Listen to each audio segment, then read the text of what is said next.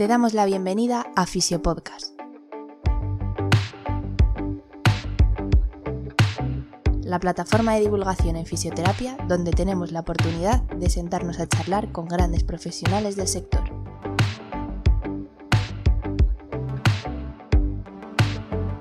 Nuestro lema, fisioterapia sin apellidos y consciente. Muy buenas compañeros y compañeras. Mi nombre es Rubén Hernández y para mí es un auténtico placer estar en un episodio más de la radio Fisiopodcast. En el episodio de hoy, como bien habéis podido ver en el título, tuve la suerte de juntar y de poder charlar y reflexionar sobre ciencia, filosofía y fisioterapia con mis dos amigos Rubén y Jeroni. No me voy a enrollar en esta intro porque ya en el propio episodio avanzamos de lo que va a tratar. Tan solo comentaros que esta charla, la cual voy a subir entera y en formato audiovisual si nos ves desde YouTube, así que si no lo estás haciendo, pues te lo recomiendo, así nos vas a poder ver cara a cara. Es el último episodio de esta temporada y realizaré un parón de 2-3 meses más o menos.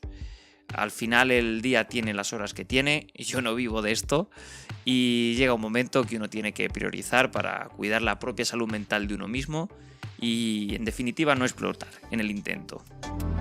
Como os decía, no sé exactamente cuándo volveré a retomarlo, aunque de seguro que sí será antes de que termine el año. Todavía hay muchos temas que quiero tocar y la motivación sigue siendo la misma. A continuación, un mensaje rápido para nuestro patrocinador, Fisiofocus, formación especializada en fisioterapia. Para más información, puedes buscarlos en redes sociales o en su página web, donde encontrarás formación tanto en el formato online como en el formato presencial. Desde aquí, como siempre, dar las gracias por el apoyo siempre constante al canal. Sin más, os dejo con el episodio. Espero que lo disfrutéis tanto como nosotros hicimos grabándolo, que saquéis algo en claro de cara a mejorar vuestra práctica clínica y que paséis un buen verano. Esto es Fisiopodcast.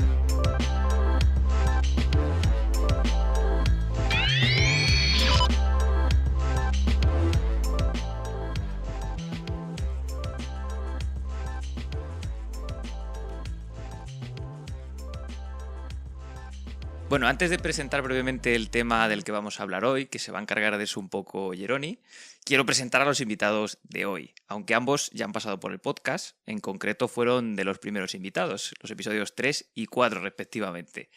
Si hay algo en común entre los dos invitados, aparte de ser fisioterapeutas, pues es que les gusta debatir y aprender y diría que les resulta ligeramente excitante prender un poco la llama del debate, una llama sana, claro. Aunque Jeroni en redes sociales quizá en esto se lleve un poco el premio, entiendo que será por la diferencia de edad. Bueno, Jeroni es fisioterapeuta clínico en Manacor, Mallorca. Y si hay alguna de sus formaciones que destacaría es la del experto universitario, donde nos conocimos, y el experto universitario en ejercicio terapéutico de Málaga. Es presidente de la Comisión de Docencia e Investigación del Colegio de Fisioterapeutas de las Islas Baleares y docente en varias formaciones. En sus ratos libres también desarrolla el podcast llamado Fisiocracia, que desde aquí le tiro un poco de orejas para que lo vuelva a retomar. Y Rubén Tobar, pues también es fisioterapeuta clínico, docente también, desarrolla su práctica profesional en Madrid, le tengo cerquita, fundador de la antigua Fisioterapia Sin Red, y expresidente, corrígeme si me equivoco, de la Asociación Española de Fisioterapia en el Pensamiento Crítico. Autor del libro La osteopatía vaya timo, que tuvimos el honor de presentar aquí en Fisiopodcast. Y actualmente, agarraros que vienen curvas, estudiante del grado en filosofía, casi nada. Bueno, en el podcast de hoy vamos a hablar o debatir sobre cuestiones relacionadas con la ciencia, entendida como método o actitud crítica para intentar comprender el mundo. En concreto, giraremos en torno a 3 cuestiones relacionadas con el límite de la misma y qué implicaciones tiene esto sobre nuestra práctica clínica, que al final intentaremos que este sea un podcast, a priori parece un poco denso, pero vamos a intentar que sea lo más práctico posible. A mi juicio, a día de hoy en fisioterapia quizás se peque más de carencia que de exceso de fisioterapia, Y creo que en eso podemos estar los tres de acuerdo. Pero bueno, sí que es cierto que se están sucediendo muchos cambios en poco tiempo, ¿no? Y eso lleva a la gente quizá a polarizar y todos los extremos sean malos. Nosotros vamos a centrarnos hoy en el extremo de la ciencia entendida como un dogma y veremos los límites de la misma. Jeroni, no sé si tienes algo que decirnos en torno a esto. Sí, quería como contextualizar un poco la razón, ¿no?, por la que hacemos esta charla, y por eso he preparado, pues nada, un mini texto, son 6 minutos, para básicamente explicar un poco el contexto social y qué tengo en mente personalmente cuando estamos hablando de este tipo de temáticas, ¿no? Para que estemos un poquito en la misma onda o para que no sé, alguien se pueda meter un poquito en mi mente y ver cómo pienso y me podáis decir sobre todo en qué me equivoco. Recording in progress. Y en qué básicamente pues la estoy liando más o menos, ¿no? Pues bueno, empiezo a leerlo. El ser humano presenta 2 herramientas intelectuales básicas para su desarrollo. Por un lado, cuenta con la ciencia, orientada al desarrollo externo, y que supone una herramienta ideal para la confirmación de que un fenómeno se mantiene independientemente de la percepción del sujeto. Responde a preguntas como: ¿qué se mantiene constante independientemente de nuestra percepción? ¿Por qué principios se rige la naturaleza?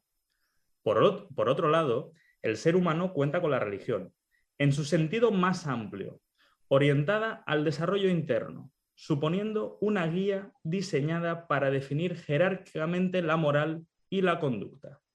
Responde a incógnitas como: ¿qué consideramos bueno o malo socialmente? ¿Qué consideramos justo o injusto? Con estas 2 herramientas podemos navegar exitosamente por el mundo de los hechos. Con la ciencia discriminamos qué fenómenos son reales y cuáles son meras ilusiones. Y con la religión o con las creencias morales, para quienes les dé un poquito más de alergia al término religión, ¿no?, organizamos jerárquicamente nuestras prioridades. Si no contáramos con esta dualidad, ¿de qué otra forma podríamos navegar por este mundo?, pregunto. Con el objetivo de dejar claro mi punto de vista y de disminuir el nivel de abstracción de la discusión, me gustaría reflejar la importancia de este debate con eventos sociales recientes. Durante el inicio de la COVID-19, en marzo de 2020, se optó por una serie de medidas orientadas a proteger a la población. No nos centraremos en la discusión de su efectividad, que fue baja siendo optimistas, ni en la miopía a la hora de intentar proteger a la población solo focalizándose en una variable, sino más bien en las asunciones que tomó la sociedad casi instantáneamente. Dichas asunciones pasaban por aceptar a pies juntillas el discurso basado en lo siguiente: los expertos dicen X, por lo que esa es la mejor alternativa. Curiosamente, la posición más científica sería cuestionar de todas las formas posibles a dichos expertos, aunque la respuesta generalizada fuera la contraria. Como científicos, tenemos que estar unidos bajo un único discurso. De esta forma, sustituyendo el territorio de la ciencia, se instauró un dogma pseudo-religioso. En última instancia, sin darnos cuenta, la ciencia había sustituido el terreno de la religión, sin estar diseñado para ello. Personalmente, considero que ciencia y religión pueden verse reforzadas mutuamente, pero esta afirmación palidece ante otra que me preocupa mucho más. Ciencia y religión pueden verse destruidas mediante el mismo proceso, y creo que lo estamos presenciando a cámara lenta, dejando al ser humano desnudo intelectualmente ante cualquier tirano que quiera sustituir a Dios o a la verdad probada. Dicho proceso consistiría en lo siguiente. Primero, se repudia a la religión tachándola de enemiga de la ciencia y como su fuerza contraria, siendo imposible la coexistencia de ambas. En la teoría puede parecer maravilloso, pero el ser humano tiene un instinto religioso tan verdadero e inamovible como el instinto sexual o el instinto de socialización. Prueba de ello es que para cumplir cualquier tarea nos imaginamos un avatar, un mini yo, para explorar mentalmente la solución óptima para esa tarea sin necesidad de arriesgar nuestra integridad física. De esta forma, nos imaginamos diferentes caminos para la resolución de la misma tarea, algunos más óptimos y otros no tanto. Seguidamente, inevitablemente asignamos una jerarquía a dichos avatares e intentamos reproducir empíricamente al que calificamos como mejor. Si agrupáramos todas las tareas imaginables y un mismo avatar fuera capaz de realizarlas de manera óptima a todas, ese avatar sería Dios. Evidentemente, Dios o el avatar ideal se encuentra en constante evolución, en constante diálogo con nuestras premisas internas. Pero fijaos que cualquier decisión es tomada en base a un ideal. Cualquier acción, por pequeña que sea, ocupa su espacio en una jerarquía de prioridad, habiendo un lugar para lo menos prioritario o menos importante, lo banal, y otro para lo más valioso imaginable, nuestro ideal. Habiendo abordado la inevitabilidad del instinto religioso, el siguiente paso para la destrucción de ciencia y religión sería, habiendo banalizado la segunda y dejando un vacío ansioso por ser llenado, que la ciencia podría intentar llenar ese vacío, fútilmente, claro. En el momento en que la ciencia ocupa el espacio religioso, el espacio del instinto religioso, pierde su naturaleza y significado y queda también destruida. Fijaos cómo el sentimiento religioso también puede verse sustituido por otras entidades, como puede ser el posmodernismo, en actual auge especialmente en el mundo anglosajón, el cual relativiza hasta lo absurdo cualquier hecho que consideremos asumido, como por ejemplo el sexo biológico. O si hablamos del ámbito de la fisioterapia, la osteopatía también puede intentar ocupar el espacio del sentimiento religioso, o el ejercicio terapéutico, viéndose como panacea para las dolencias humanas, o el cientifismo, el cual muchas veces hace pasarse por pensamiento crítico o científico cuando en realidad se defienden una serie de dogmas pseudo-racionales. Aunque por el bien de la argumentación, que no se haga absolutamente extensa, no entraremos en esos debates por el momento. Ya termino. Finalmente, y ya con tono de clausura, quería abordar cuál sería la solución para evitar la destrucción de ciencia y religión. Desde mi punto de vista, en primer lugar sería definir, como hemos hecho en el primer párrafo, la función de la ciencia y de la religión. En segundo lugar, delimitar claramente la envergadura de cada una. Claramente, la religión no puede ocuparse de dar respuestas sobre los fenómenos de nuestro universo. Solo se encarga de escudriñar los rincones de nuestra alma o, si lo preferís, de nuestra naturaleza psicológica. De la misma forma, la ciencia no puede ocuparse de las decisiones morales, ni siquiera puede encargarse de la toma de decisiones, es simplemente informativa, no ejecutiva. Voy a atreverme a afirmar que la mayoría de la audiencia es capaz de apreciar con mayor facilidad las limitaciones de la religión que de las de la ciencia. Y es por esa razón por la que sugerí hace unas semanas al excelentísimo don Rubén Hernández si se animaba a abordar este tema conjuntamente. Como si su participación no fuera más que suficiente, Rubén preguntó al maravilloso e inmejorable candidato para esta conversación, don Rubén Tovar, si estaba dispuesto a participar en esta emocionante conversación. A día de hoy, no puedo estar más contento de poder decir que empezamos este debate a tres. Por último, solo me falta decir, muchas gracias a ambos por vuestro tiempo. Es un gran placer e intentaré estar a la altura de dos gigantes como vosotros. Aplauso, ¿eh? Rubén, ¿qué tienes que decir en torno a eso? Oye, gracias, Jeroni, por tus palabras. Me ha gustado mucho el texto que has preparado, ¿eh?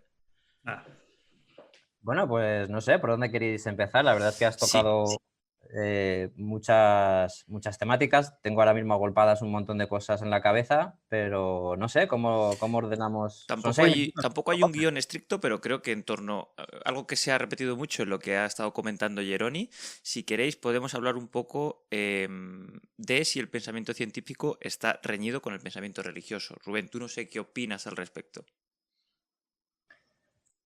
Históricamente sí.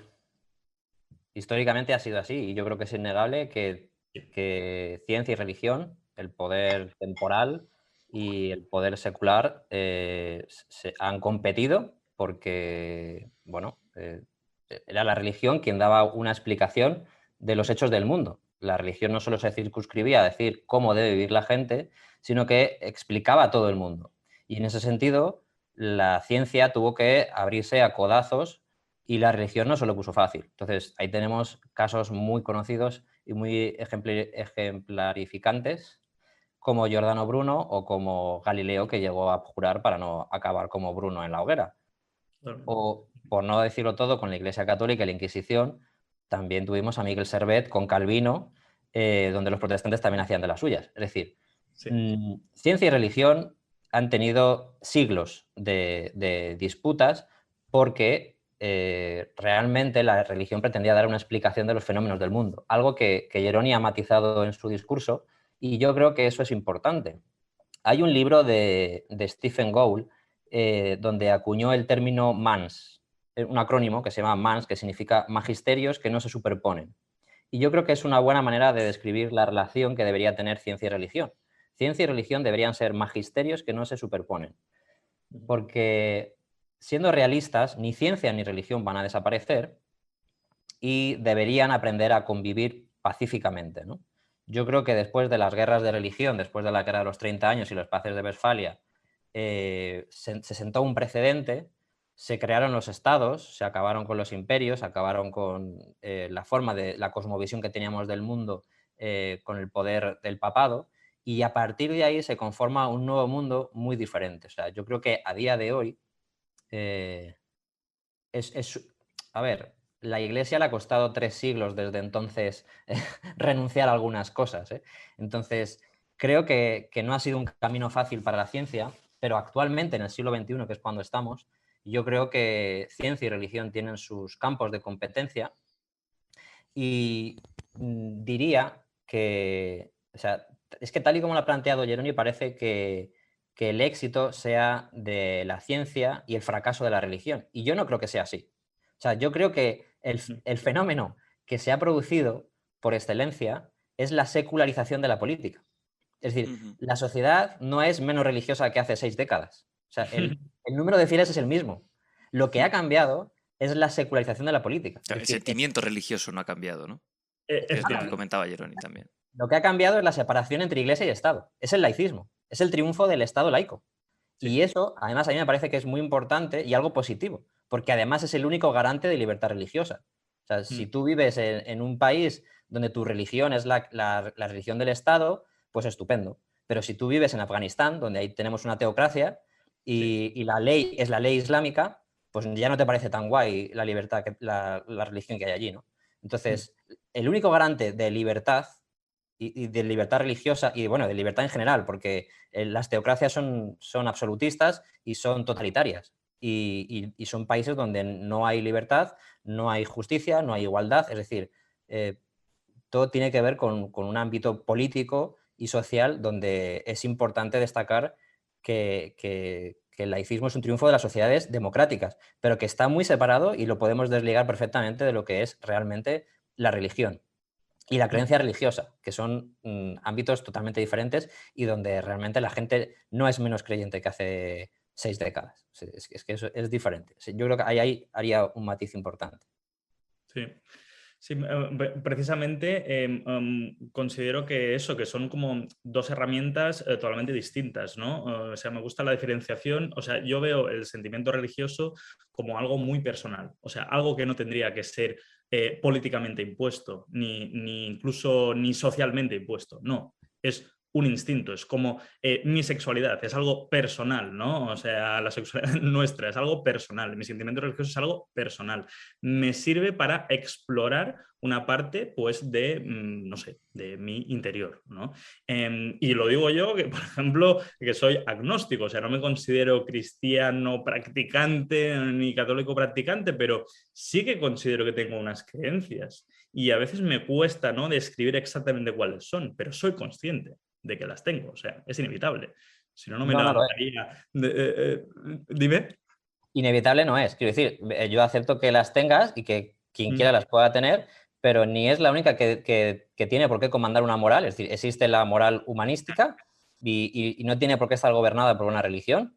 Y de hecho, volviendo otra vez al Estado laico, el único garante de que se cumplan la condición que tú solicitas es el laicismo. Es decir, porque siempre que se reúnen los organismos religiosos pidiendo mayor representación en la sociedad, al final dejan fuera agnósticos y ateos, que somos dos de las tres representantes. Es decir, están creyentes, están los agnósticos y están los ateos. Siempre que se reúnen es como que los agnósticos y ateos no tenemos nada positivo que ofrecer y, por tanto, estamos fuera de la conversación, ¿no?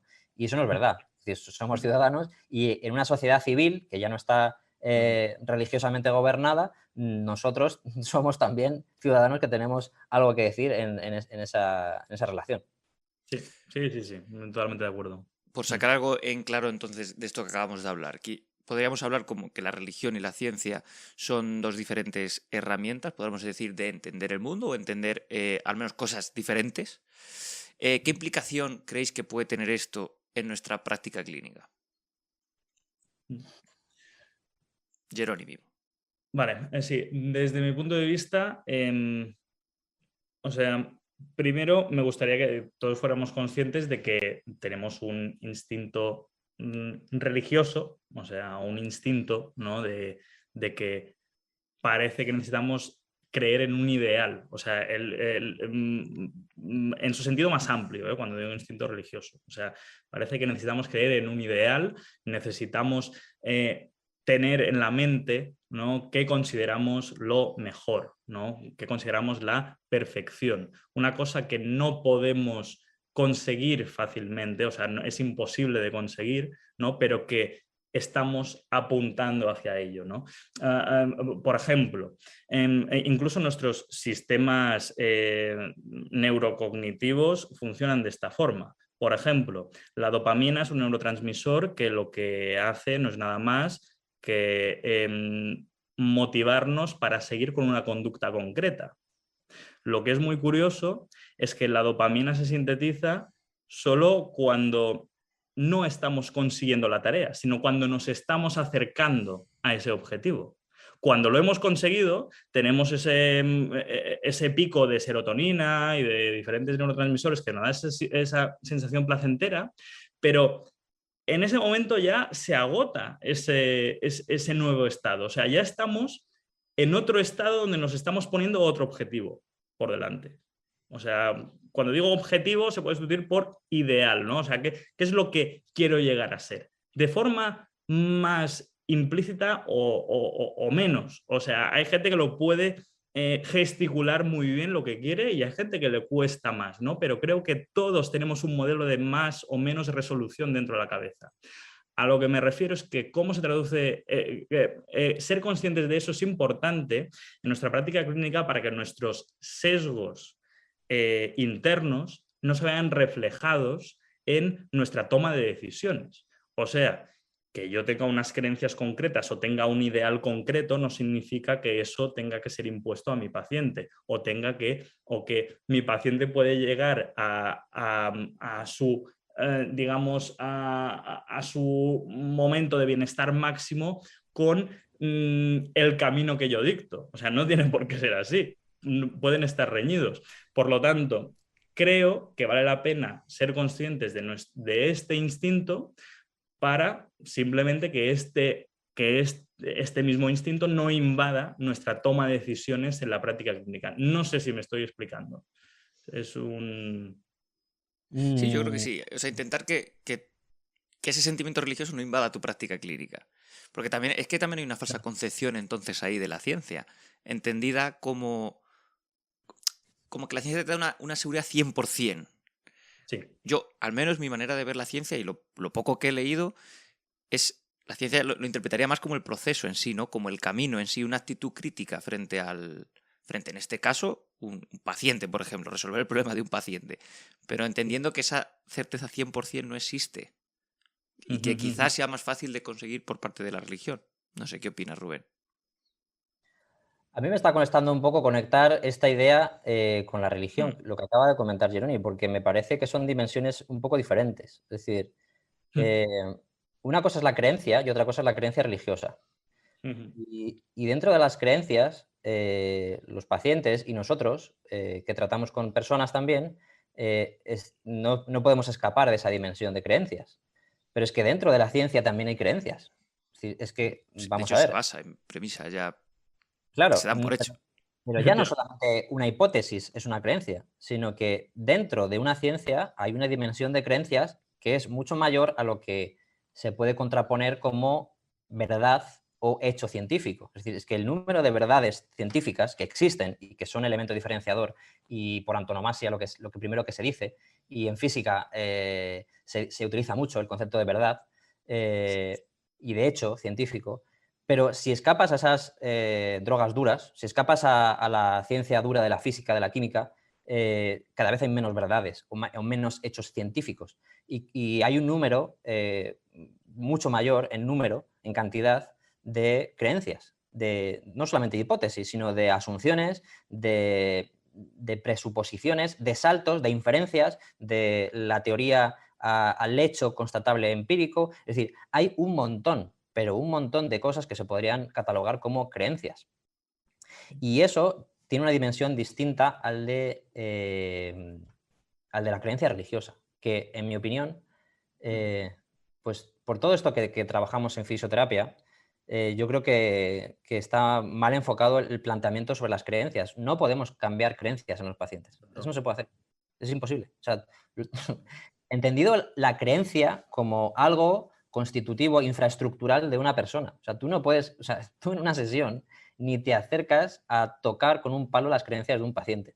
Tú como mucho puedes modificar conjeturas o ideas a priori, pues yo qué sé, me duele aquí, igual tengo una infección, vas al médico, no es una infección, pues no era una infección, te lo crees, tu creencia se desvanece porque el hecho de que tú ya vayas al médico es porque tu creencia no es una creencia, es una, bueno, pues yo sospecho que puede ser, pero no es una creencia. Cuando yo hablo de creencia me refiero al mismo nivel al que puede estar la creencia religiosa, o sea, algo infraestructural que domina a esa persona y su cosmovisión del mundo.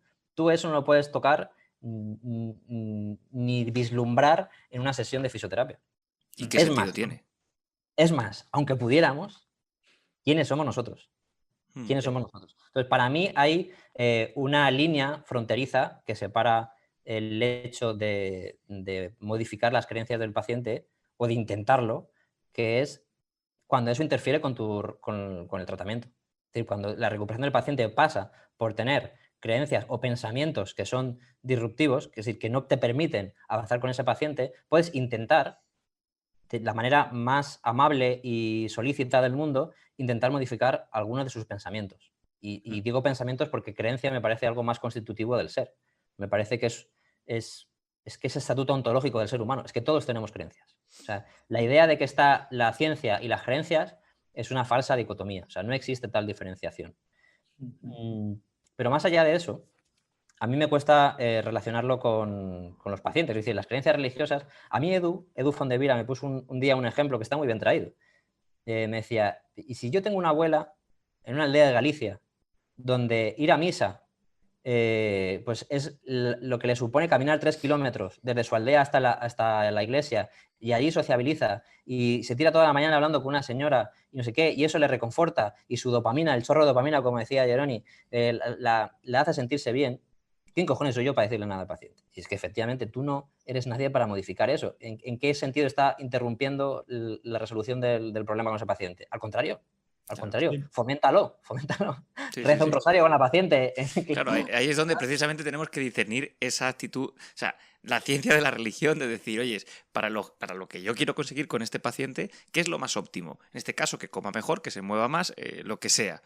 Si la creencia, en este caso religiosa, me lleva más o me conlleva más hacia ese objetivo, es que realmente estaréis haciendo mal en quitársela, de decir, no, a partir de ahora vas a ir a CrossFit.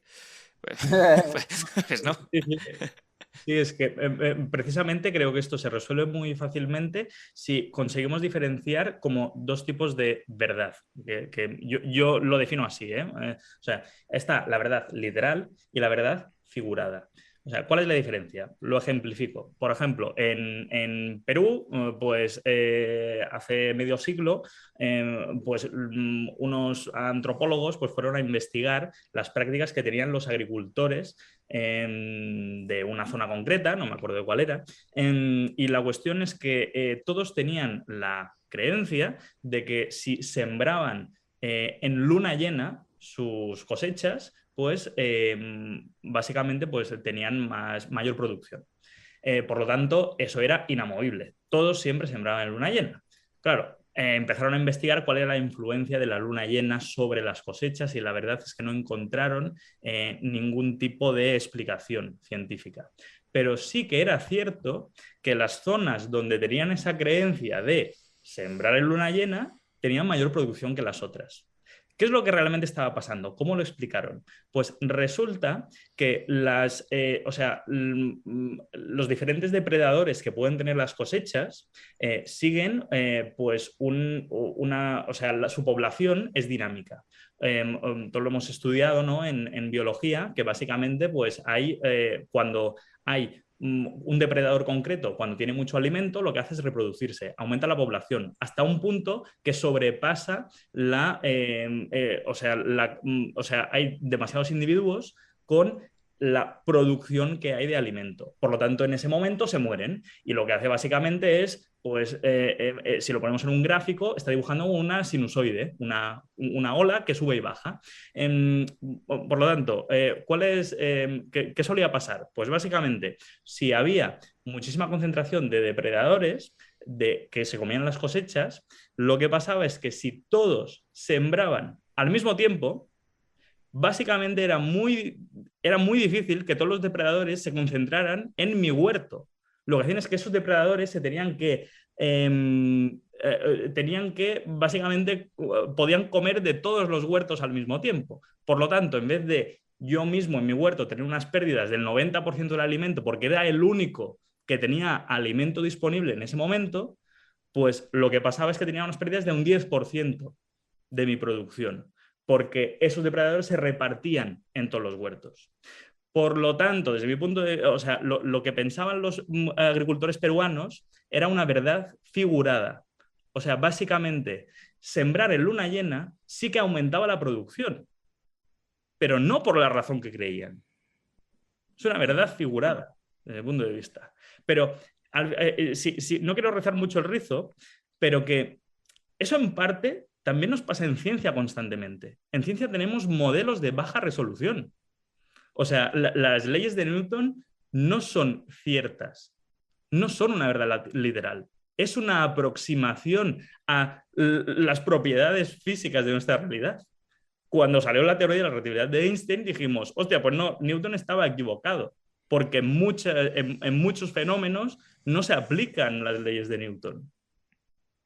Por lo tanto, podríamos decir que las leyes de Newton eran una verdad figurada o era un modelo de baja resolución.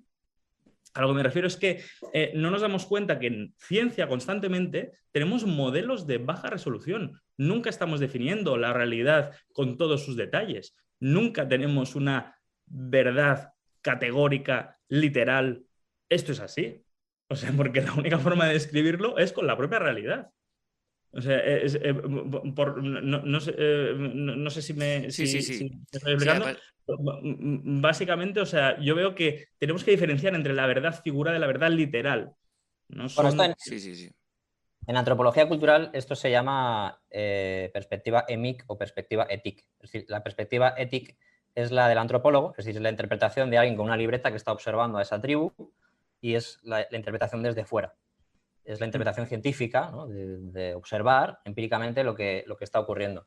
Y la interpretación emic es la propia que da la gente de la propia tribu. Es decir, es la cultura interna de esa tribu y qué respuesta le dan a eso. Pero yo creo que sí que se puede diferenciar etic y emic perfectamente. Es decir, no creo que podamos hablar de mismas categorías o de igualar como si la verdad no existiera en ninguna de las dos categorías, o igualarlas, porque creo que eso tampoco es justo. O sea, yo creo que sí que hay una diferencia categorial y que, como decía Newton, ya que has mencionado a Newton decía que caminábamos a hombros de gigantes, ¿no? La expresión que hemos utilizado en fisioterapia alguna vez es de Newton. Y Newton lo que quería reflejar con eso es que en ciencia se construye sobre el conocimiento previo. En cultura también, en la cultura de una tribu también puedes decir lo mismo. Bueno, esto se enseña de padres a hijos y generacionalmente persiste la cultura. Pero esa cultura no se modifica y se perfectibiliza en función de los hallazgos empíricos. Es decir, no muta. O sea, cumple la función social de cohesión, punto, ya está, para eso sirve. Ya está. Y si es eficiente y además da una explicación fenomenológica a lo que está ocurriendo dentro de la tribu, ya está, no busca nada más allá. Sin embargo, Newton buscaba dar una explicación universal, que valiera para cualquiera de cualquier tribu, independientemente de donde estuviera en el mundo.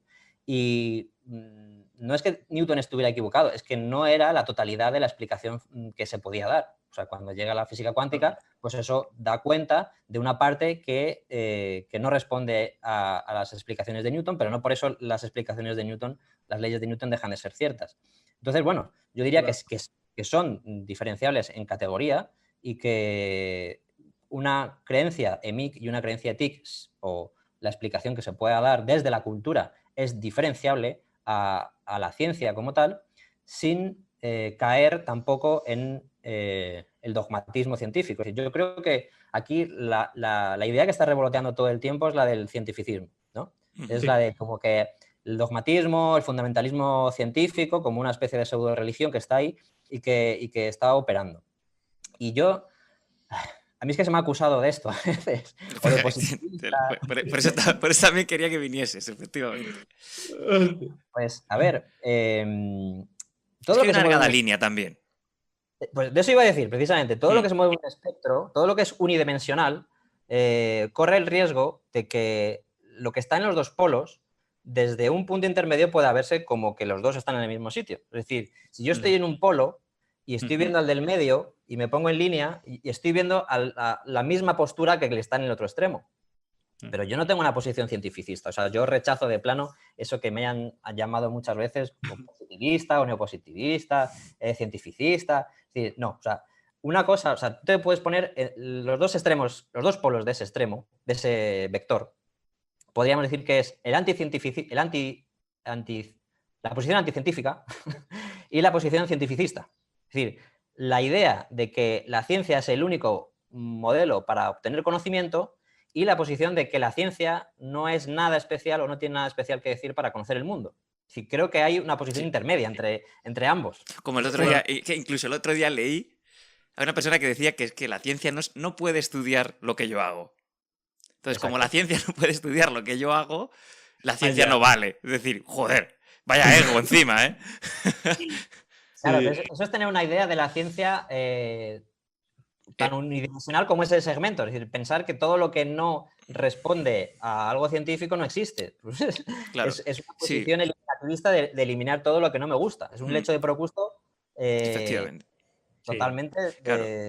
Precisamente la idea de este podcast era, porque sí que es verdad que siempre se habla o se critica abiertamente, y me parece bien, y creo que en eso los tres también coincidimos, la carencia de ciencia en fisioterapia o el rechazo a la ciencia en fisioterapia, pero de lo otro tampoco se habla. Y es de lo que también quería trasladar aquí. Y además, Rubén, tú, por ejemplo, con tu amplio conocimiento en filosofía y tu amplio conocimiento de la ciencia, precisamente esto te lo hace más palpable. Porque quizá... Sí, pero... Dime. Yo lo que percibo... No, termina, perdona. No, que quizá muchas veces el cientificismo, mi opinión, sobre todo en las generaciones como la mía, mucho más nobles, que quizá no han bebido nada de filosofía y lo único que han bebido ha sido de ciencia pura, se está volviendo a desenterrar aquel sentimiento de ciencia neopositivista, de entender que la ciencia lo puede explicar todo y que todo lo que no se ajuste a eso, llevándolo a ese extremo, no es verdadero. Y eso ya, Popper ya lo hablaba mucho de eso. Sí, en resumen, ese instinto de si sale en un artículo es más probable que sea cierto. O sea, claro. Y además es algo casi instintivo, ¿no? O sea, si lo ves publicado en una revista, es como, Dios, es como está en el contexto adecuado. Entonces, porque todos lo relacionamos con eso. Y estoy totalmente de acuerdo en que no es equiparable lo que decía antes, ¿no? De verdad literal y verdad figurada. Para nada, no quiero equipararlo. O sea, precisamente creo que la ciencia lo que hace es aumentar la resolución que tenemos sobre la realidad. Y eso es súper importante. Entender que es un proceso inacabado y seguramente inacabable, pero que estamos yendo bien. O sea, estamos haciendo cada vez predicciones más precisas. Y eso es evidente, o sea, con la tecnología que tenemos y además estamos a tope. Es que es un modelo, un método increíble. O sea, es Sí, que sí, sí. no somos conscientes de ello. O sea, desde mi punto de vista, de los avances tecnológicos, avances científicos que hay cada minuto. O sea, no quiero quitarle ni un... O sea, precisamente es por el respeto a ese modelo. Efectivamente. Es por el respeto a ese modelo que digo, joder, tenemos que explicarlo bien. O sea, tenemos que definirlo bien y tenemos que definir bien sus limitaciones, porque si no ese modelo queda prostituido y queda, No, queda total. roto. O sea, a veces se me puede entender al revés, ¿no? Pero es por eso. Y es básicamente algo que le encuentro a faltar en fisioterapia, en el entorno que puedo ver, es que asumamos que no solo se puede obtener conocimiento con un ensayo clínico aleatorizado. O sea, el conocimiento precisamente se puede obtener de muchas formas. Y creo que se está perdiendo un poco la experimentación constante, el trabajo de campo, el ir a ver pacientes nuevos, salir de mi entorno, a tener como una experiencia con paciente tras otro, sin intentar simplemente mediante observaciones. Y ya está, o sea, simplemente ir allí, empaparme de esa información.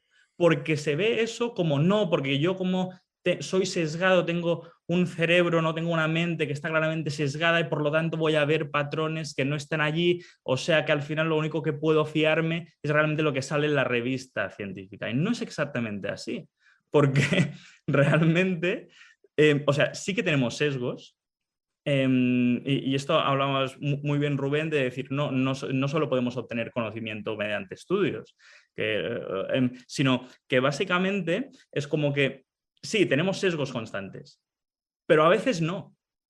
O sea, a veces no. A veces hay, tengo muchos ejemplos. Por ejemplo, Einstein, que se imaginaba que viajaba al lado de un rayo de luz y fue cuando se le ocurrió que el espacio y tiempo se deformaba dependiendo de la velocidad que teníamos. O sea, esto te explota la cabeza. Evidentemente tenía un bagaje de conocimiento previo, ¿no? Estoy hablando incluso de, yo qué sé, la cultura minoica de 3000 antes de Cristo, que tenían simplemente, pues separaban las aguas fecales de las aguas potables, y lo hacían con diferentes sistemas de presión, o sea, tenían una canalización dentro de las casas. O sea, estoy hablando de que, por ejemplo, Demócrito, y ya lo voy a decir, bueno, Demócrito hablaba de átomos, o sea, concretamente de átomos, y estaba, ahora se me va a ocurrir, espera que tengo sí, Pitágoras era. Pitágoras era el que hablaba de que las diferentes partículas se generaban dependiendo de la vibración de una partícula fundamental. O sea, hablaba de la teoría de cuerdas porque fue a una herrería y veía que dependiendo de la longitud de diferentes hierros, cuando le dabas encima, tenías diferentes melodías, diferentes notas, y por lo tanto, con el mismo sustrato, puedes tener diferentes vibraciones del aire. O sea, lo que decía él, pues mira, las diferentes partículas elementales se están generando con la vibración del mismo material fundamental.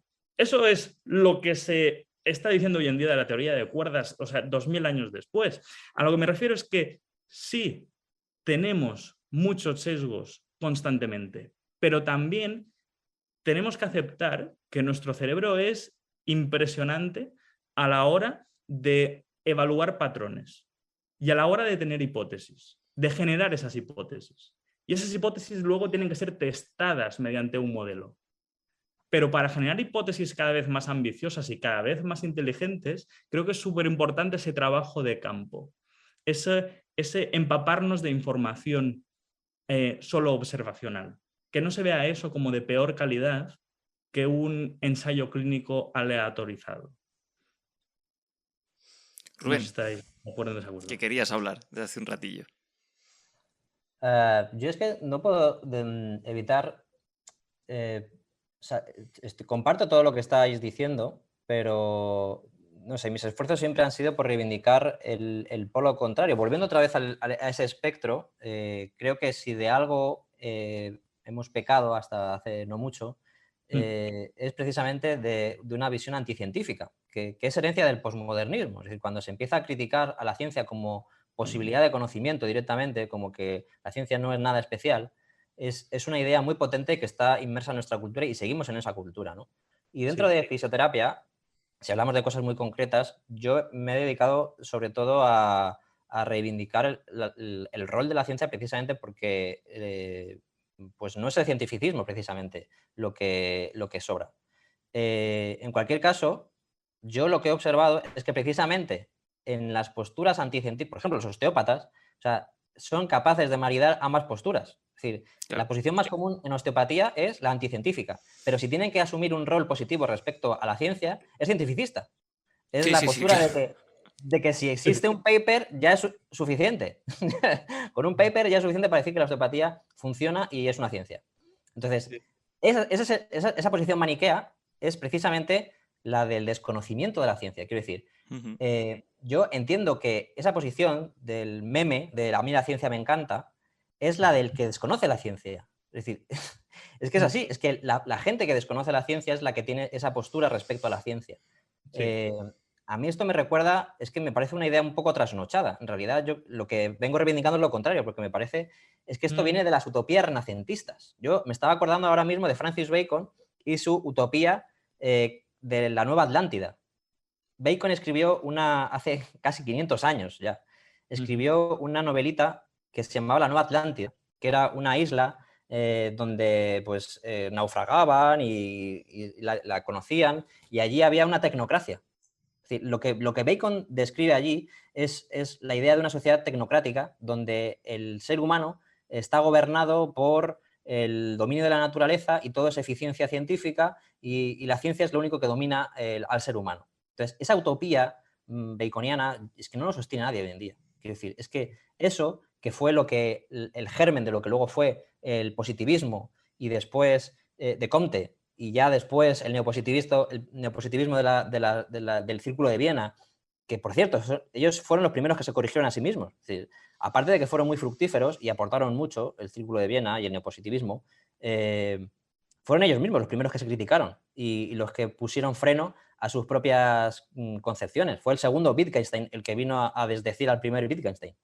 Y fue Popper el que vino a poner límites a... Quiero decir, no nos podemos salir de la idea de que la ciencia es perfectible, de que la ciencia se va adaptando con el tiempo y que lo que domina en la ciencia no es precisamente el dogma, lo estático, sino todo lo contrario. Entonces, pensar que lo que hay que reivindicar es el freno al cientificismo, o sea, es que eso solo lo puede sostener alguien que desconoce la ciencia. Pero ya no filosóficamente, sino de facto, conocerla en el terreno. Sí. No lo conocen, ¿no? Entonces, saber en qué consiste. Claro, yo creo que el que expresa esa visión está declarándose desconocedor de la ciencia, directamente. Y yo esa posición la veo menos en fisioterapia que en población general. O sea, yo creo que a día de hoy de lo que adolecemos es de lo contrario, ¿no? Creo que en población general tenemos una fe en la ciencia, ¿no? Que eso sería cientificismo, la fe en la ciencia, que la ciencia nos va a salvar, que esa es otra posición también, el transhumanismo o el poshumanismo, ¿no? La idea de que vamos en un progreso inexorable y que dentro de poco las máquinas pensarán y todo esta visión futurista utópica, porque seguimos ahí en las utopías, pues creo que es más frecuente en población general que tiene idealizada, como decía Geroni, la idea de ciencia, la noción de ciencia, pero que aterrizándolo, los científicos como tal somos, porque somos una profesión científica, somos conscientes de que eso no es así. Entonces, bueno, a mí, me parece bien que discutamos esto. Yo siempre he pensado que lo que había que reivindicar era el lado contrario. Vamos, al menos yo de lo que he visto más es, pues eso, la New Age, es toda la mierda, ¿no? Es bajar al fango. Eso sí que es bajar al fango. O sea, esto es como muy erudito, pero lo otro sí que es bajar al fango y discutir cosas absurdas. Pero es así, eso es lo bueno es que la solución para ambas es al final conocer el método científico y conocer de ciencia. O sea, por suerte. Solo tenemos que hacer una cosa, ya está. Sí, o sea, el diagnóstico puede ser distinto, ¿no? La preocupación puede ser ligeramente distinta, pero el tratamiento es el mismo. O sea, genial. Cuando planteamos el hablar de esto, sí que éramos conscientes que esto va destinado a un tanto por ciento de la profesión muy bajo.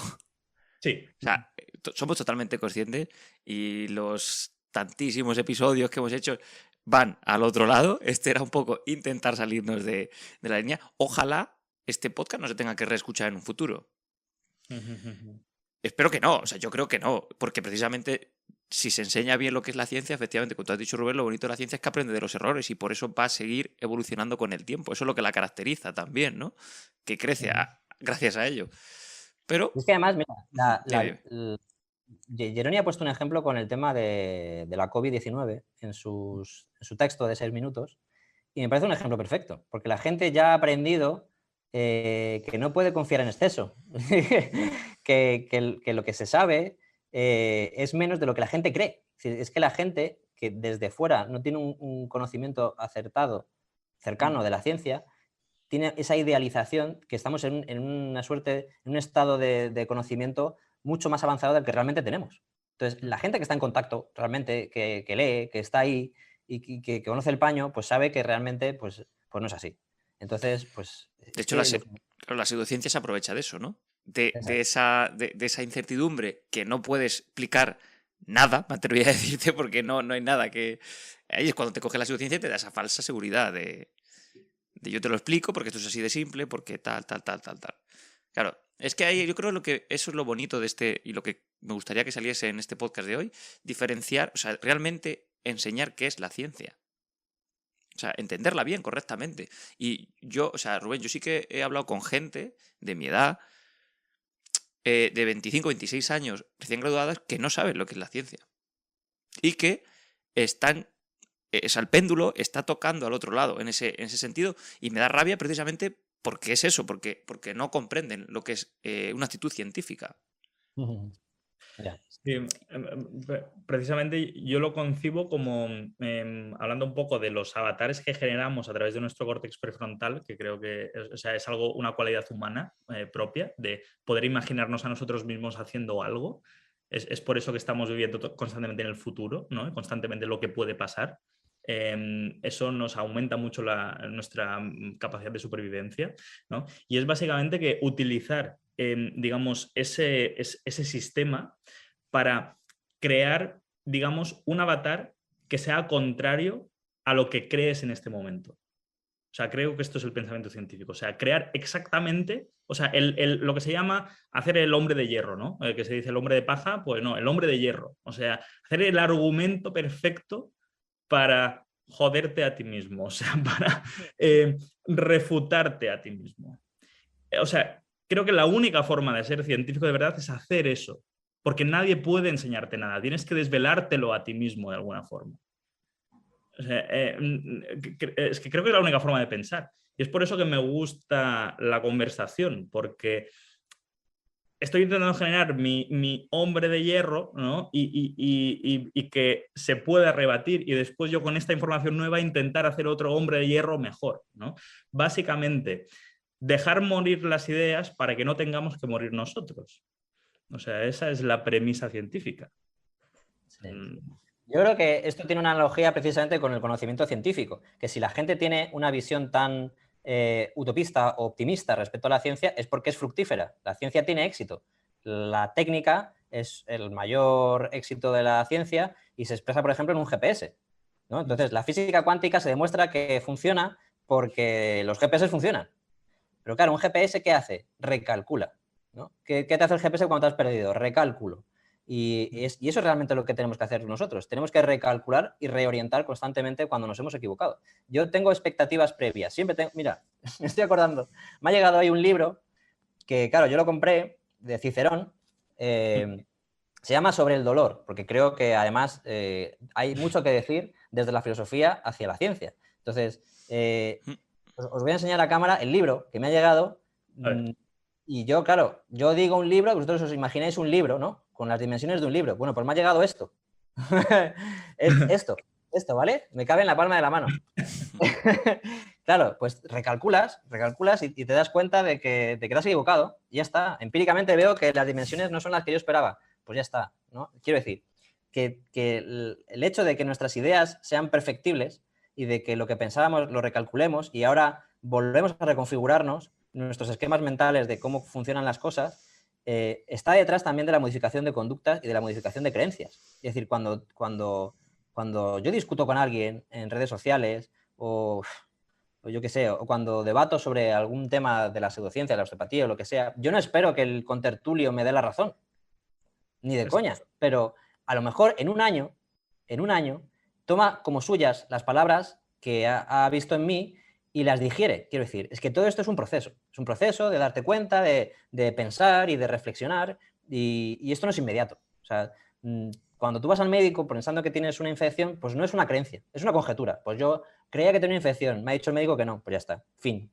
Porque para mí no es algo importante, no tiene ese estatus de relevancia fundamental infraestructural sobre mi persona, pero una creencia sí. Entonces, bueno, en ciencia hay que intentar abstraerse de las creencias, es decir, de todo lo que configura el sistema de creencias, y es verdad que cuanto más te metes para adentro, más difícil es salir. Pero eso le pasa también a los científicos, es decir, los científicos que acuñan ideas y que llevan 20 años investigando una hipótesis, una idea, duele mucho darte cuenta de que vas equivocado. Entonces, bueno, somos humanos. Y esto es normal. Pero no hay que confundirlo con la noción de ciencia. O sea, nosotros somos humanos, pero la ciencia no es un humano. La ciencia no es una persona. La ciencia no es una señora, porque muchas veces hacemos un trato de la señora ciencia. La ciencia dice, la ciencia piensa. Exacto, Como si el trato fuera una persona, ¿no? Exacto. Pues mira, por ir un poco resumiendo, porque si teníamos las 3 preguntas perfectamente estructuradas, me suponía que esto iba a pasar, que íbamos a ir saltando de una a otra. La primera, que era la que tiene que ver con el sentimiento religioso, yo pienso como tú, Rubén, creo que es algo que a mí me costaba también intentarle darle un hilo respecto a la fisioterapia. Así que creo que en las creencias como tal sí que hay varios mensajes que hemos podido sacar de aquí. Y la primera pregunta que tenía, que ahora va a ser la última, esto es así, pues era, y que ya ha salido, es que si la ciencia puede ser una guía suficiente para comprender la realidad. Vamos a intentar, si queréis, dar algún mensaje clínico. Por resumir lo que hemos estado hablando, al final yo creo que en el ámbito en el que nosotros nos movemos, en el de la fisioterapia, obviamente es obvio, es la mejor quizá heurística o herramienta para comprender la realidad de la ciencia. Pero entendiendo este mal uso que se le puede dar a la ciencia o esta mala comprensión del concepto en sí, ¿qué implicación creéis que puede tener esto en la práctica clínica del día a día, teniendo el paciente enfrente?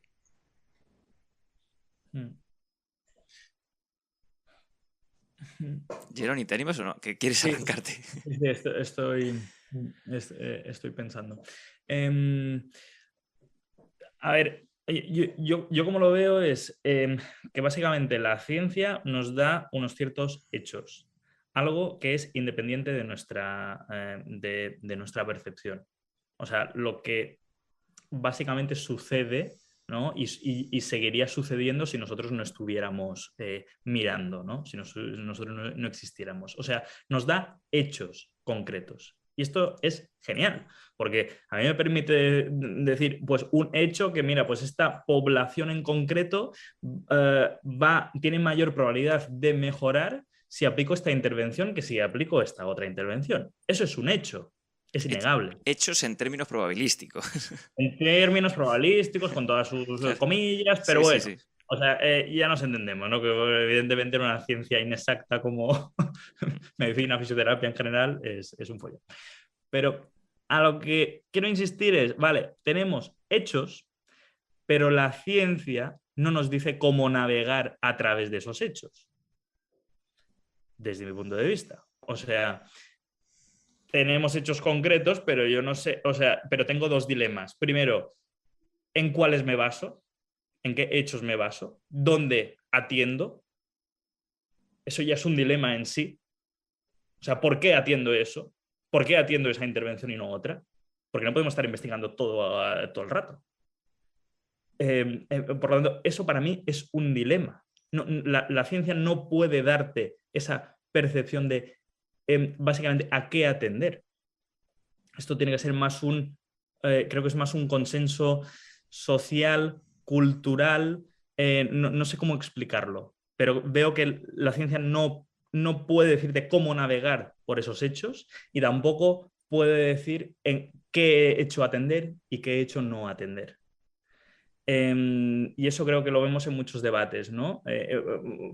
Incluso en debates políticos se ve muy fácilmente, donde un espectro ideológico se basa en unos dilemas concretos y el otro en otro tipo de dilemas. Y los otros pueden tener razón, pero unos le dan mayor importancia, atienden más un dilema y otros más otro dilema. Por lo tanto, ¿eso cómo lo solventamos? O sea, ¿cuál es la respuesta adecuada? O sea, ante nuestro paciente tenemos una serie de hechos, pero ¿con cuáles nos fijamos? O sea, no veo que la ciencia pueda responder eso. La ciencia puede darnos un mapa, pero no nos dice cómo circular por ese mapa. Rubén, ¿tú qué opinas? Es una idea que... Dime.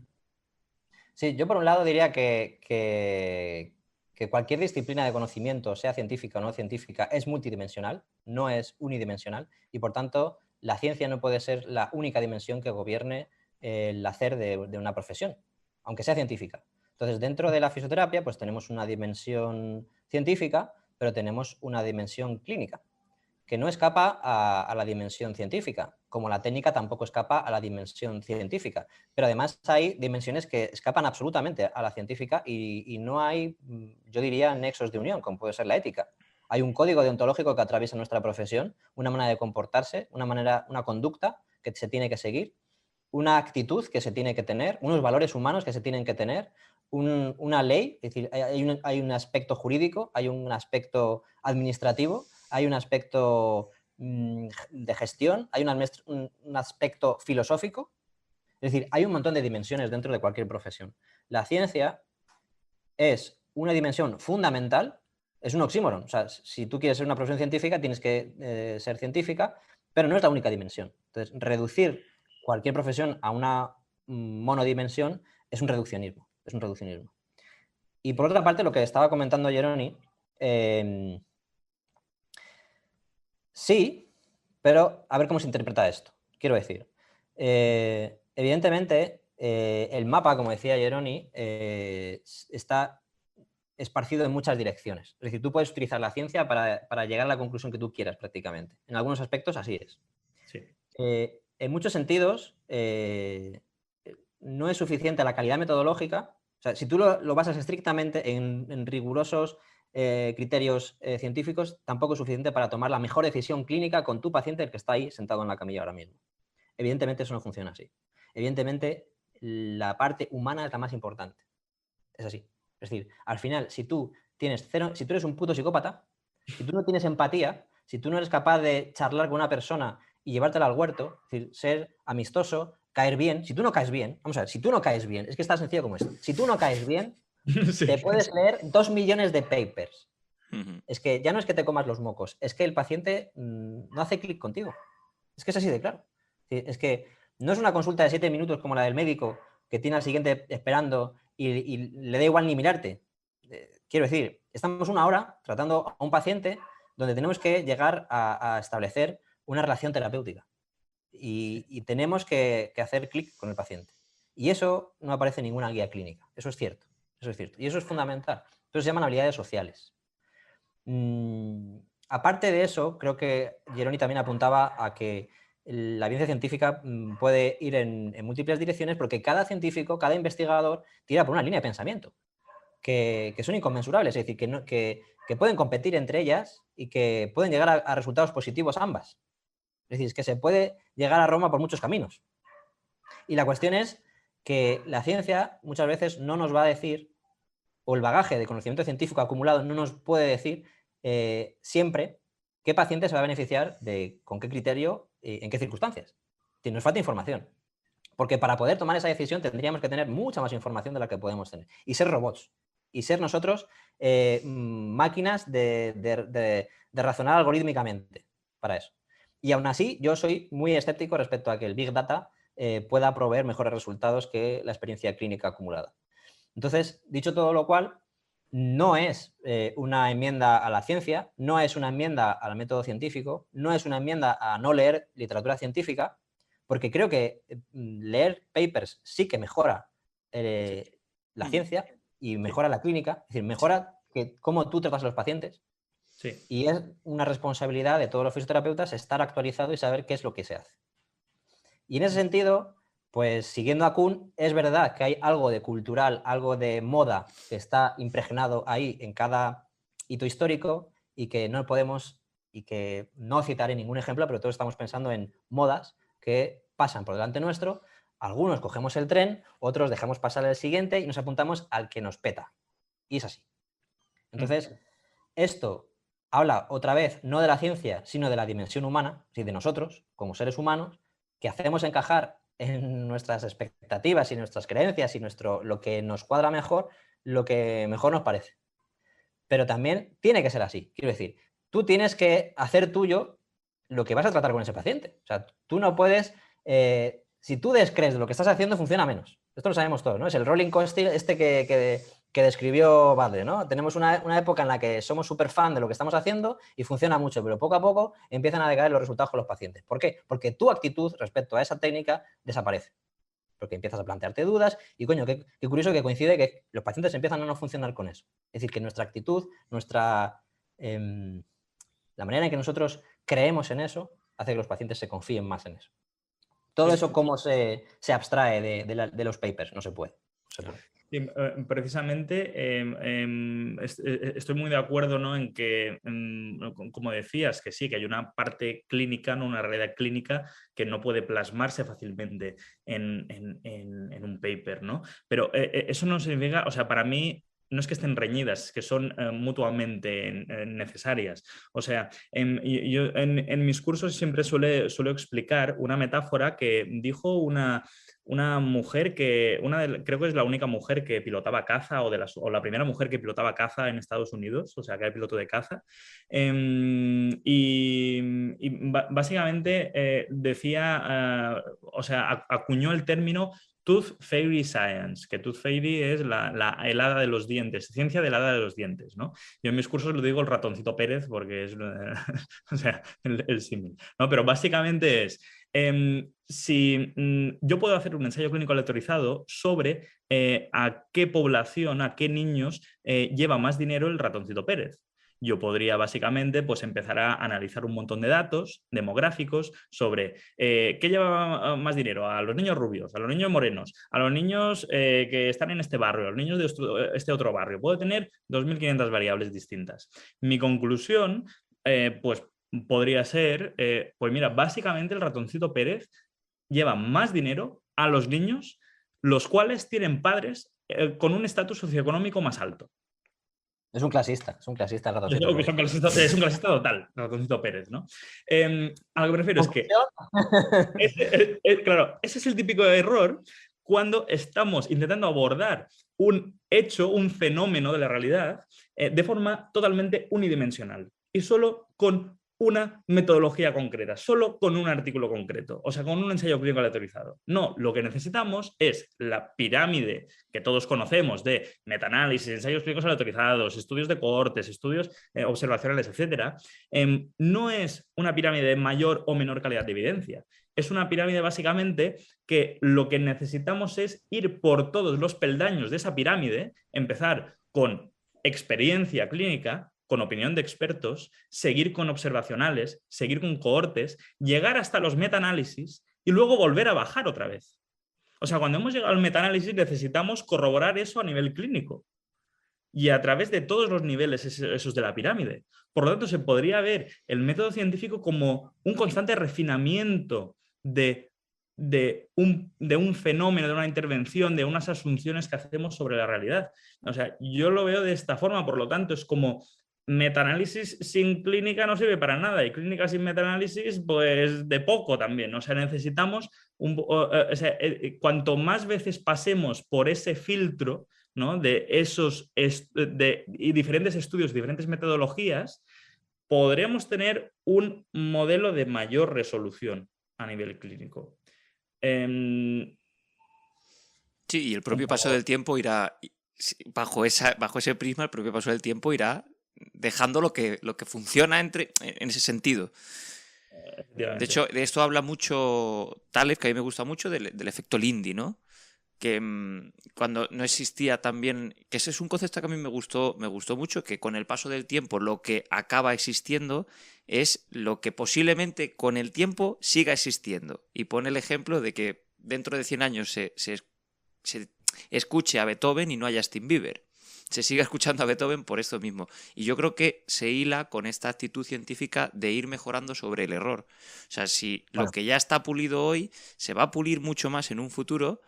Y él habla, por ejemplo, mucho también del papel, por ejemplo, de las típicas creencias de la abuela, ¿no? De para curar curar no sé qué. Y porque él además tiene un concepto que me gusta mucho, que viene a decir, ¿no? Que una creencia, en este caso de una abuela, es porque se la ha hecho su abuela y es a su vez su anterior abuela, y eso es un estudio científico replicado miles de veces. Dice, entonces eso es mucho más científico que me venga ahora un académico que no está en el mundo y me diga lo que tengo que hacer en un estudio, lo que hemos hablado. El efecto Lindy creo que materializa perfectamente esto. Sí, a ver, es que Taleb es un filósofo. Totalmente. Entonces, Taleb ataca, critica la academia, ataca y critica claro, la academia, academia. Entendida como el progreso, como la noción de que, claro, hay una diferencia entre ciencia y filosofía muy clara que tiene que ver con lo temporal. Es decir, en filosofía lo que más vale es lo más antiguo. Siempre estamos rescatando a los clásicos. En ciencia, si un paper tiene más de 3 años, eso está obsoleto, ¿no? Entonces, es el presentismo de la ciencia frente a lo antiguo y bisoño que tiene... bisoño no, sería lo contrario. Frente a lo viejo, ¿no? Y lo clásico, que es la sabiduría del conocimiento. Entonces, esa sabiduría del conocimiento de la que reivindica Taleb frente... Bueno, sobre todo les pega palpera a los económicos, a los economicistas, más bien, a los que quieren plantear una teoría científica de la economía, que se equivocan más que escopetas de feria. Y bueno, pues tiene el valor, Taleb tiene el valor de decir lo que dice a quien le dice. Pero creo que entra dentro de la condición de ciencia que al ser perfectible, al tú querer progresar y mejorar en el tiempo, abandones las teorías antiguas porque no te debes a ellas. Eso en filosofía no ocurre. En filosofía no se resuelve nunca nada. En filosofía siempre se plantean los problemas y se abren más problemas, pero nunca se resuelve ninguno. En ciencia eso no. En ciencia tú intentas buscar soluciones y abandonas aquello que no lleva a buen puerto, ¿no? Claro, eso es mucho más problemático de cara a la realidad, porque la realidad, luego eso es un caos. Luego eso es, bueno, eso tendría que haber abandonado, pero no se ha abandonado. Esto hay todavía quien le da crédito. Luego es un poco complicado. Pero en filosofía no ocurre eso. ¿Por qué? Pues porque cuanto más antiguo, más valor tiene. Entonces, vale, ok, porque son problemas que no tienen una solución, tienen múltiples perspectivas, es un icosaedro. Entonces, aquello lo puedes mirar por donde te dé la gana y siempre vas a sacar nuevas cosas. Pero claro, porque son dimensiones distintas. Son dimensiones distintas. Bueno, sí, Taleb sí que se considera muy... O sea, él se considera empirista escéptico, ¿no? que dice en los libros. Él, yo creo que es muy crítico sobre todo con el cientificista, con el que pretende... que es, además, y él recalca también lo que yo voy a intentar recalcar en este podcast, que es que no por el mero hecho de hablar lo que estamos hablando quiere decir que tire la ciencia a la basura, pero para nada. O sea, es que me dolería muchísimo que alguien sacase en claro esa conclusión de este podcast, aunque bueno, quien quiera sacarla, la sacará. No, yo creo que una moraleja importante es volver otra vez a la analogía del GPS. Y todos tenemos que hacer recálculo respecto a las expectativas que teníamos con la ciencia, para arriba o para abajo, y constantemente estamos recalculando. Yo he pasado por una etapa inicial y yo creo que es probablemente la primera crisis del fisioterapeuta es durante la carrera, cuando te das cuenta de que todo lo que te están contando, pues no. Sí. Entonces, ¿yo qué estoy aprendiendo aquí? Si ya estoy viendo aquí, y todavía no he empezado, que aquí la cosa no está bien, entonces yo creo que hay una crisis existencial de todo fisioterapeuta, y es cuando te das cuenta de que el conocimiento de tu profesión no es algo cerrado, clausurado y completo. Y que además ni siquiera es fiable. Entonces, aquí hay un gran ostión que nos damos todos y que hay algunos que o no lo han visto a tiempo, o no lo han superado, o les supone un trauma. Y hay algunos que en ese ostión se agarran precisamente a ese papel, efectivamente. Entonces, hay que recalcular. O sea, tanto si tienes una visión demasiado pesimista como si tienes una visión demasiado optimista, hay que estar recalculando constantemente para saber interpretar la ciencia. Es decir, porque tú al final lo que tienes que saber es utilizar en su justa medida la ciencia para el uso que tiene.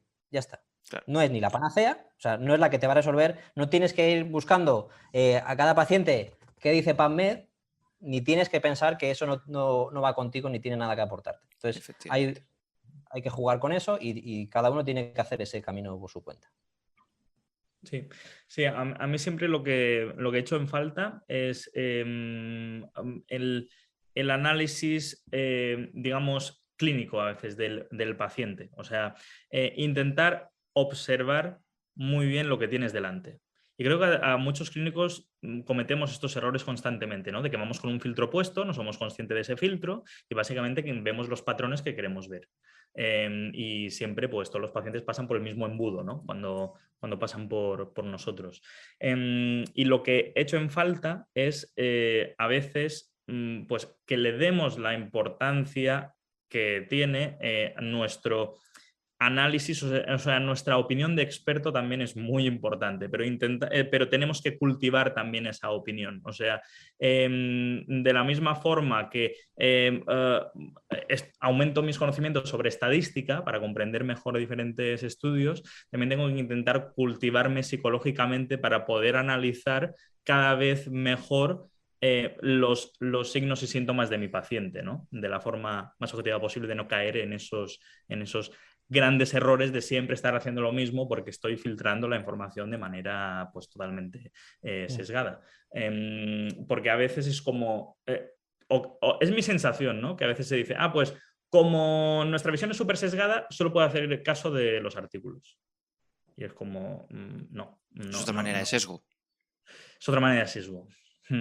Sí. Es simplemente eso que echaba en falta. Para mí es la piedra angular que digo a los fisios que ya han asumido que la ciencia es una herramienta hiperútil y que debemos, o sea, no existe la fisioterapia sin ciencia, no tiene mucho sentido, en verdad, porque iríamos súper a ciegas y estaríamos en el día de la marmota constantemente, ¿no?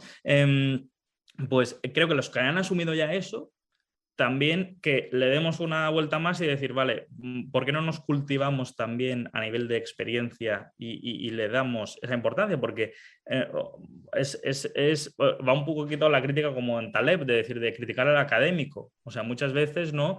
Vemos a muchos fisios, ¿no? Que ven a 2 pacientes a la semana y el resto están leyendo artículos y no sé por qué creen que esa es la mejor vía para obtener la verdad sobre un fenómeno o la mejor vía para obtener intervenciones útiles para nuestros pacientes. Para mí no tiene mucho sentido, pero lo veo desde el punto de vista racional. Solo dos extremos. Es el equilibrio que nos comentaba Rubén, ¿no? Sí. Que no hay una cosa sin la otra y no es separable, no son dos. De hecho, la práctica clínica basada en la evidencia, esto lo diferencia muy bien, que eso es otra cosa que también se tiende a entender mal. Y a mí es un concepto que me encanta, la práctica clínica basada en la evidencia, y esos 3 pilares me parecen maravillosos, porque todos tienen su utilidad, que no son separados, claro. Pero creo que hay un punto interesante en eso, y es que, y creo que tú lo has estado hablando durante toda la charla, Jeroni, que la investigación, en este caso de fisioterapia, viene de la propia experiencia y obviamente tiene que ser algo interconectado. A mí la figura del clínico e investigador en su nivel es una figura que admiro muchísimo porque creo que hace progresar mucho la fisioterapia, porque conecta, ¿no?, esos dos mundos, el de la academia y el del mundo real. Sí, totalmente. Pues como Rubén, no sé si tienes que estabas ahí, no quiere decir nada. Nada, pues han salido los 3 conceptos que más o menos teníamos en mente. Yo creo que para el perfil, bueno, yo he dado por hecho que lo vamos a subir a Fisio Podcast, pero para el perfil que me suele escuchar, creo que es un perfil muy bonito, Jeroni, porque entiende parte de saber lo que es la ciencia e intenta, no sé, dar esa pequeña vuelta de tuerca que creo que es muy interesante y que va en pos de la ciencia misma, valga la redundancia. Así que poco más, no sé si hay algo que se os haya quedado en el tintero, algo que os gustaría comentar, pues es ahora el momento, y si no podemos ir cerrando. Si hay alguien que nos sigue escuchando. Sí. Para mí, y algo que descubrí tampoco no hace tanto, es o sea, dar la importancia que se merece a nuestra intuición también. O sea, pero nuestra intuición desde una mente cultivada y experimentada y consciente de sus propios sesgos.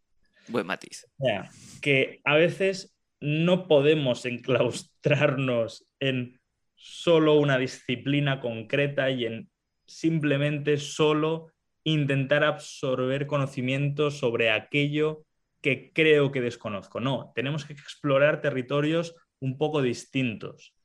A mí, por ejemplo, me ha dado mucha profundidad como clínico, a lo mejor estudiar mucho más las humanidades que no solo artículos sobre fisioterapia. O sea, el comprender mejor la naturaleza humana, comprender mejor nuestra historia como especie, nuestra cultura, nuestra sociedad, por qué hacemos lo que hacemos, ¿no? O sea, tanto psicología más individual como social. O sea, salir un poco de esa disciplina porque tenemos una cosa entre las orejas que lo que hace es generar intuiciones que creo que muchas veces pueden ser extraordinarias, muy buenas. Y que luego a lo mejor necesitan el filtro del método científico, pero darle también esa importancia, o sea, cultivar esa habilidad y esa capacidad constantemente. Esto sería mi mensaje. Pues yo, para completar ese mensaje, haría la reivindicación contraria, la del pensamiento vertical, porque creo que la intuición, con el matiz que tú has aplicado, está muy bien, pero las intuiciones suelen ser ideas captadas de otros ámbitos mezcladas. Quiero decir, el genio es 1 entre 1.000.000. Y ser genial en fisioterapia es fallar 99,9% de las veces. Entonces, Sí. yo desde aquí hago un llamamiento al pensamiento vertical, al sólido. O sea, este no puede faltar. Este es el que tenemos que saber, tenemos que aprender, tenemos que memorizar. No duele, de verdad, hay que estudiar. Y luego, a partir de ahí, cuantas más líneas de pensamiento, o sea, cuanto más conocimiento tengas en otras áreas, más serás capaz de conectar. Pero claro, esa intuición no viene porque sí. O sea, Claro. retomando Totalmente. la idea de que caminamos a hombros de gigantes de Newton, es que nosotros, por ejemplo, estamos ahora mismo embebidos en un paradigma, el del modelo biopsicosocial, que no es nuestro, que lo hemos cogido de la psicología, que es el modelo enactivista del cual sale el modelo organismo maduro de Gifford, Sí. que no lo hemos inventado. Es decir, que hemos cogido y estudiado la psicología y eso es lo que estamos haciendo. Quiero decir, que es que todas las estrategias que estamos haciendo en fisioterapia vienen de psicología. Entonces, está muy bien conocer antropología, sociología, humanidades, fundamental, porque ya no por la intuición que tú puedas generar, sino porque vas a entremezclar cosas. Es decir, un pensador, por definición, un filósofo es un pensador, no porque haya profundizado, no porque sepa mucho de algo muy poco, sino porque sabe mucho, o sea, sabe poco de muchas cosas. Entonces, es capaz de conectar muchas ideas. Entonces, hacen falta pensadores, hacen falta gente que conecte ideas, que son los que están a la vanguardia y ofrecen cosas nuevas para lo que es dentro de esa profesión, que en realidad no es nada nuevo. Es decir, al final hay mucha más capacidad de conectar cosas que de ideas genuinas. Las ideas genuinas están muy bien, pero que nadie piense que va a inventar un método en fisioterapia, que de esto ya nos sobra y hemos tenido paladas de fisioterapeutas de autor. Sí, Estoy súper de acuerdo. Sí, claro, yo creo que lo importante de ese matiz es la dirección en la que progresa el camino. De la base a luego, bueno, ya si tú quieres innovar con tu paciente o innovar en el sentido de darle pie a esa intuición con ese bagaje previo, creo que son compatibles vuestras dos visiones. Pero claro, si nos vamos al otro extremo, en fisioterapia, y vuelvo a repetirlo, es algo de lo que, por desgracia, tenemos exceso. Y por esas cosas mismas, este podcast va a seguir existiendo, aunque sea por satisfacción personal. Sí, no, yo precisamente digo eso. mente cultivada, experimentada, consciente de sus sesgos, que generan intuiciones que después aún tienen que testarse. Sí, O sea, claro. o eso. Sí, Pero digo sí. que a veces como es el test en el que ponemos la importancia. Y digo, no, el test a veces no es tan importante. O sea, la idea primaria, o sea, la hipótesis, cómo se crean las hipótesis, ese proceso también tiene que cultivarse, también tiene que darse su importancia. Porque igual el 99% de las veces nos equivocamos, seguro, pero el 1% que acertamos es la rehostia, o sea, desde mi punto de vista. Solo es cuál es ese 1%. Pues no lo sabemos, necesitamos testarlo, ¿no? Como súper bien lo ha explicado Rubén. Pues nada, chicos, ha sido un placer estar aquí un ratito con vosotros, que han salido cosas muy interesantes, muy chulas, que podríamos otro día, si queréis y os apetece, y habéis estado a gusto, pues podemos quedar otro día a seguir charlándolas. Y bueno, también que nos diga la gente si le ha servido de utilidad. Yo creo que han salido puntos muy interesantes en torno a lo que es la ciencia y, o sea, el concepto en sí de ciencia, con los límites que ello implica, lógicamente, y que no se le puede pedir a César, o sea, al César lo que es del César, ya está. Es así de simple, una buena conclusión de hoy. Y nada, que de verdad un placer y ojalá nos veamos en persona pronto. Pues un placer y gracias por la charla, el ratito, que hemos estado muy a gusto y nada, muchas veces. Sí, pues eso. Muchas gracias a los dos, de verdad. Gracias por aceptar estas locuras. Un abrazo, chao. Un abrazo. Chao. Hasta aquí el podcast de hoy. Si te ha gustado el contenido y además crees que ha sido de utilidad, recuerda que puedes compartirlo con tus amigos. Pequeños gestos que hacen que este podcast siga creciendo y llegando a más gente. Si quieres estar al tanto de futuros episodios, puedes seguirnos en redes sociales o suscribirte a la newsletter de nuestra página web, donde también podrás encontrar las notas de todos los episodios. Muchas gracias por tu tiempo. Hasta la próxima.